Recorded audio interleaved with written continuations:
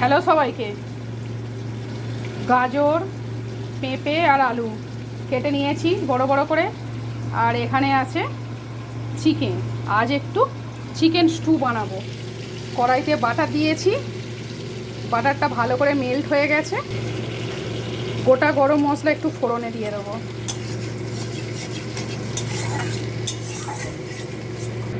গরম মশলা থেকে খুব সুন্দর একটা সেন্ট উঠেছে। এবারে কোচানো পেঁয়াজটা দিয়ে দেবো।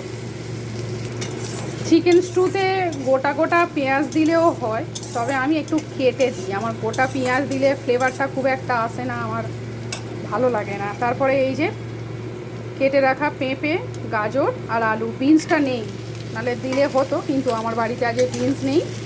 এইটা ভালো করে এবারে ভাজবো, সঙ্গে সঙ্গে চিকেনটাও দিয়ে দেবো।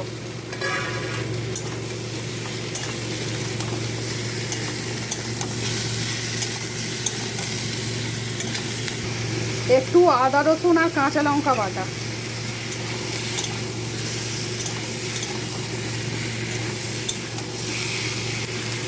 নুন,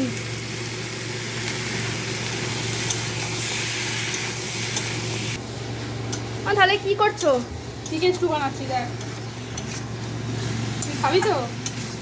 না, এই কেন রে? চিকেন স্টু শরীরের পক্ষে খুব ভালো। এত একদম এত হেলদি আমি খাই না। এত হেলদি খাস না, শরীরের জন্য খুব উপকার। এই যে প্রেসার কুকারে দিয়ে দেবো এবারে।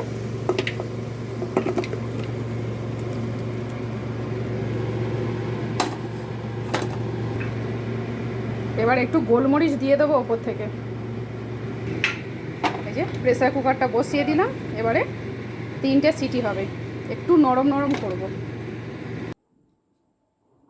চিকেন স্টুটা রেডি হয়ে গেছে, আমি এবারে তুলে নেব। একটু গালিয়ে দিয়েছি, একটু প্রেসারে বেশি সিটি দিয়েছি, কেননা একটু নরম নরম হলে তবে আমি খেতে পারবো, কেননা ডাক্তার আমার শক্ত খাবার খেতে বারণ করেছে। আর এই যে 2 পিস ব্রেড দুটো হালকা একটুখানি গ্যাসে সেঁকে নিই। আর এই চিকেন স্টু দিয়ে ব্রেড।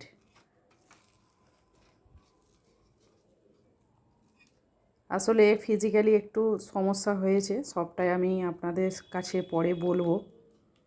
যার জন্য ডাক্তার আমাকে একটু ঝাল মশলা কম খেতে বলেছে, আর একটু সিদ্ধ খাবারও খেতে বলেছে।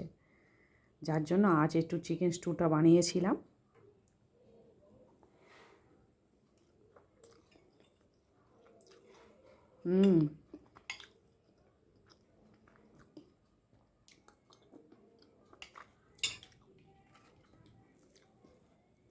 এইভাবে একদিন চিকেন স্টু বাড়িতে বানিয়ে খাবেন, ব্রেড দিয়ে খুব সুন্দর লাগছে খেতে।